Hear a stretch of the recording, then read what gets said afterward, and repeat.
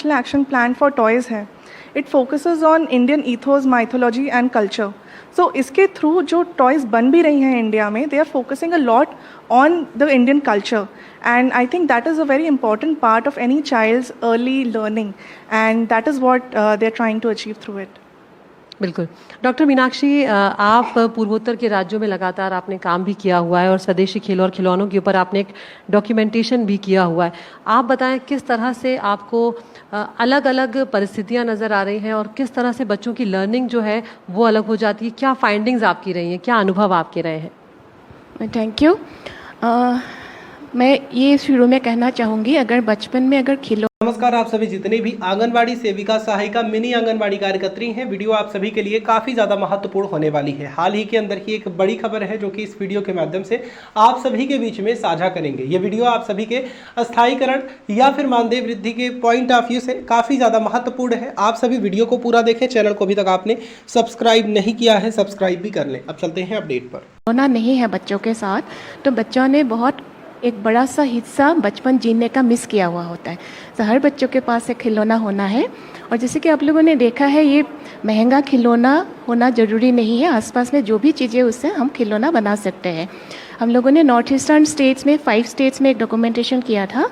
वहाँ बच्चे जो खेलते हैं उसी को हम लोगों ने ऑन द स्पॉट डॉक्यूमेंट किया था. तो उसमें ये पाया गया, बच्चे जो है, पेरेंट्स भी बताते हैं, जो उस खिलौनों का बनाने का जो प्रोसेस है उसमें भी बच्चा का इन्वॉल्वमेंट होता है. बच्चा का एक इमोशनल इन्वॉल्वमेंट होता है. मेरे पापा ये मेरे लिए बना रहा है, और अल्टीमेटली वो क्या होगा, कैसे निकलेगा, एक कल्पनाशील जगत में भी बच्चा को लेके जाता है. और साथ में उससे जरिए बच्चा का क्रिएटिविटी भी बढ़ता है. तो एक बच्चा का खिलौना जब बन जाता है, बच्चे केयर भी लेते हैं, वो ये मेरे लिए पापा ने बनाया है, तुम उसको केयर करना है. वो भी विकास बच्चों में होता है. तो इसीलिए खिलौना देने के साथ साथ अभिभावक अगर बच्चों के साथ बैठ के थोड़ा सा क्वालिटी टाइम दे के बच्चों के साथ खेले, तो बच्चों का विकास बहुत अच्छा होता है.